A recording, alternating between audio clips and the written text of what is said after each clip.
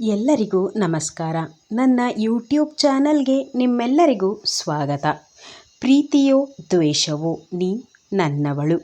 ಸಂಚಿಕೆ 69. ಚಂದ್ರಪಾಲ್ಗೆ ಮನಸ್ಸು ನಿಜಕ್ಕೂ ಭಾರ ಆಗಿತ್ತು. ನನ್ನ ತಂಗಿ ಈ ರೀತಿ ಮಾಡ್ತಾಳೆ ಅಂತ ನಾನು ಕನಸಲ್ಲೂ ಊಹಿಸಿರಲಿಲ್ಲ. ನನ್ನ ತಂಗಿನ ನಂಬಿ ನಾನು ನನ್ನ ಆಫೀಸಲ್ಲೂ ಒಳ್ಳೆ ಸ್ಥಾನ ಕೊಟ್ಟೆ, ಆದರೆ ನನಗೆ ನಂಬಿಕೆ ದ್ರೋಹ ಮಾಡಿದಾಳೆ ಅಂತ ನೊಂದುಕೊಂಡ್ರು ಚಂದ್ರಪಾಲ್. ರತ್ನಮಾಲಾರನ್ನು ಅಷ್ಟು ಈಸಿಯಾಗಿ ರಾಜವಂಶಿ ಬಂಗಲೆಯಿಂದ ಅಥವಾ ಆಫೀಸಿಂದ ಆಚೆ ಕಳಿಸೋಕೆ ಸಾಧ್ಯವಿಲ್ಲ ಅಂತ ರಾತ್ರಿಯಿಂದನೂ ಯೋಚಿಸ್ತಾ ಇದ್ರು. ಬೆಳಗ್ಗೆ ಎದ್ದ ದುಷ್ಯಂತ್ಗೆ ಸೆಕ್ಯೂರಿಟಿಯವನು ಬಂದು, ಸರ್, ನಿಮ್ಮನ್ನು ಯಾರೋ ಹುಡ್ಕೊಂಡು ಬಂದಿದ್ದಾರೆ ಅಂತ ಹೇಳ್ದ. ಮೀಟ್ ಮಾಡೋಕೆ ಬಂದೋನು ಆ ವ್ಯಕ್ತಿಯ ಮಾತನ್ನು ಕೇಳಿ ಅವನ ಜೀವವೇ ಬಂದಂತೆ ಆಗಿತ್ತು.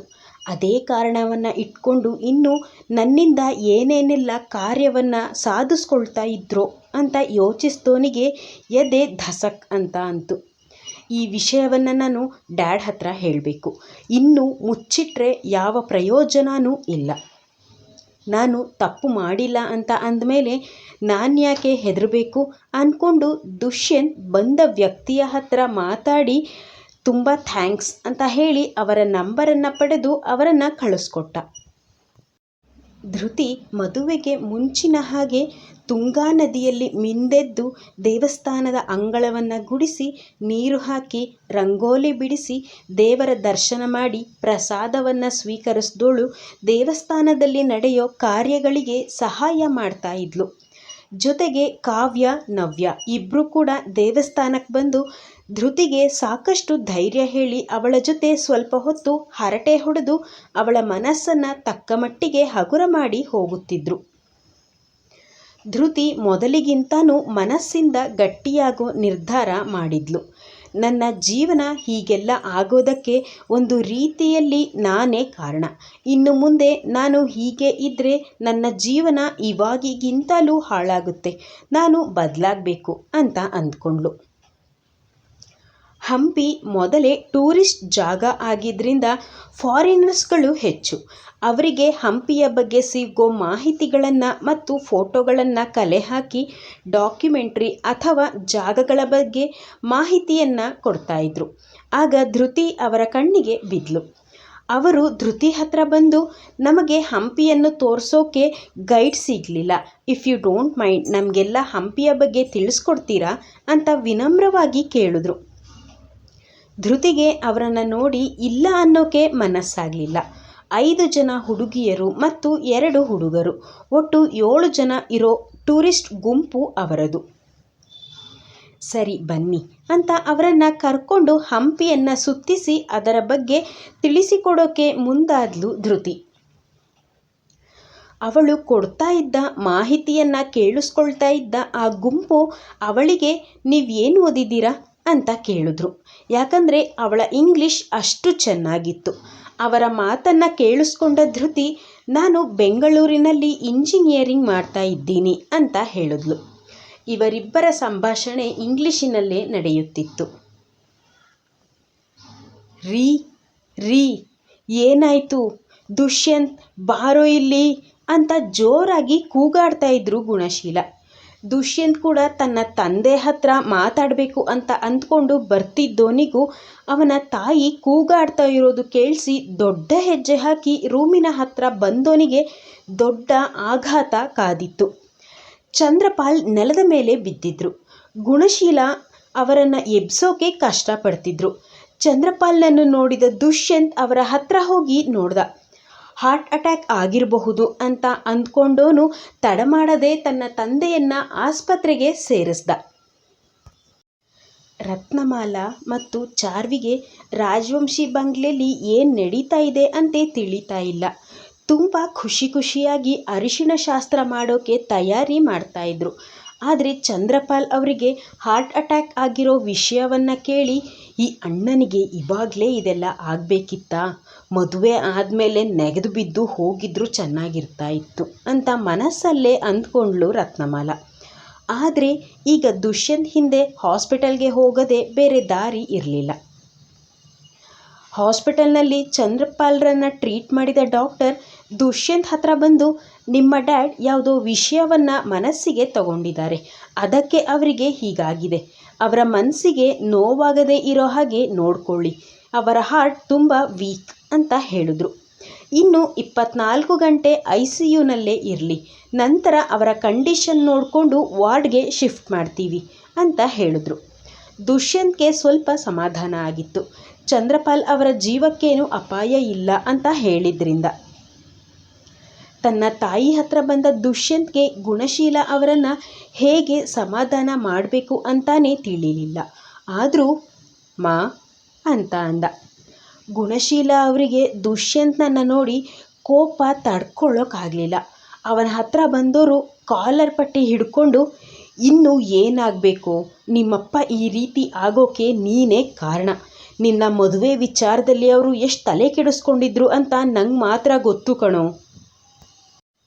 ಪಾಪ ಕಣೋ ಧೃತಿ, ಏನು ಮಾಡಿದಾಳೆ ಅಂತ ಅವಳಿಗೆ ನೀನು ಏನೆಲ್ಲ ಮಾತಾಡಿದ್ರು ಅವಳು ನನಗೋಸ್ಕರ ಮಾತ್ರನೇ ಈ ಮನೆಯಲ್ಲಿ ಇದ್ದಿದ್ದು. ಅವಳು ಇದ್ದಷ್ಟು ದಿನ ನಮ್ಮ ಮನೆಯಲ್ಲಿ ಎಲ್ಲ ರೀತಿಯಿಂದನೂ ನೆಮ್ಮದಿ ಇತ್ತು. ಆದರೆ ಅವಳು ಮನೆ ಬಿಟ್ಟು ಹೋಗಿದ್ದಾಳೆ.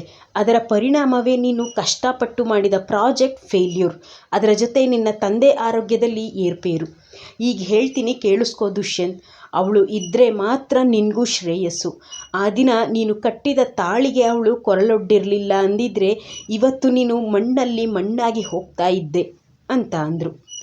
ತನ್ನಮ್ಮನ ಮಾತನ್ನು ಕೇಳಿಸ್ಕೊಂಡ ದುಷ್ಯಂತ್, ಮಾಮ್, ಅವಳಿಂದ ನನ್ನ ಪ್ರಾಣ ಉಳಿಯುತ್ತೆ ಅಂತ ನೀವು ಏನೇನೋ ಹೇಳಿದ್ದಕ್ಕೆ ನಾನು ಅವಳಿಗೆ ತಾಳಿ ಕಟ್ಟಲಿಲ್ಲ.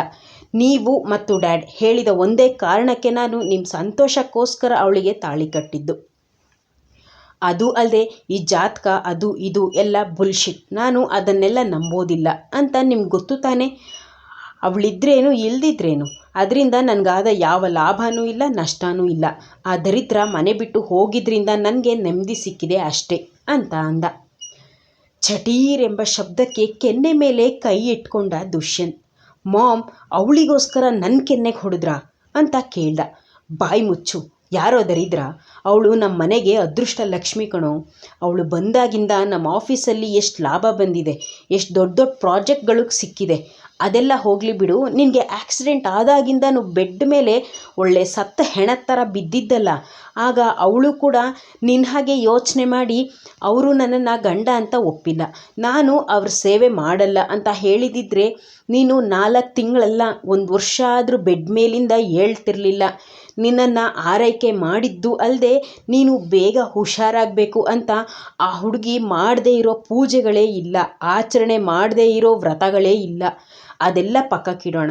ನಿನಗೆ ಮತ್ತು ಚಾರ್ವಿಗೆ ಮದುವೆ ಮಾಡೋಕ್ಕೆ ಒಪ್ಪಿಗೆ ಕೊಡೋದಕ್ಕೆ ಮುಖ್ಯ ಕಾರಣನೇ ಧೃತಿ ಅಂತ ಅಂದರು. ಈಗ ಶಾಕ್ ಆಗೋ ಸರದಿ ದುಷ್ಯಂತು. ಏನು ಮಾತಾಡ್ತಿದ್ದೀರಾ ಮಾಮ್ ಅಂತ ಕೇಳ್ದ. ಹೌದು, ಅವಳು ಬಂದು ನಿಂಗೂ ಮತ್ತು ದುಷ್ಯಂತ್ ಸರ್ಗೂ ಮದುವೆ ಮಾಡಿಸಿ ನಾನಂತೂ ಅವರಿಗೆ ಹೆಂಡತಿಯಾಗೋಕ್ಕೆ ಸಾಧ್ಯ ಇಲ್ಲ. ಕೊನೆ ಪಕ್ಷ ಅವರು ಇಷ್ಟಪಡೋ ಹುಡುಗಿ ಜೊತೆ ಆದರೂ ಖುಷಿಯಾಗಿರಲಿ ಅಂತ ಕೇಳ್ಕೊಂಡ್ಳು. ಆದರೆ ಅದೊಂದೇ ಕಾರಣಕ್ಕೆ ನಾವು ಒಪ್ಪಿಗೆ ಕೊಡೋಕ್ಕೆ ಸಿದ್ಧ ಇರಲಿಲ್ಲ.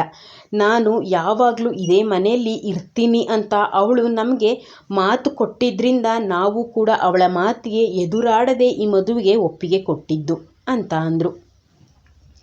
ದುಷ್ಯಂತ್ಗೆ ಅವನ ತಂದೆ ತಾಯಿ ನನ್ನ ಮಾತಿಗೆ ಚಾರ್ವಿ ಜೊತೆ ಮದುವೆ ಮಾಡೋಕ್ಕೆ ಒಪ್ಪೋದಿಲ್ಲ ಅಂತ ತಿಳಿದಿದ್ದರಿಂದ ಧೃತಿ ಹತ್ರನೇ ಹೇಳಿಸಿ ಒಪ್ಪಿಗೆ ಪಡೆದಿದ್ದ.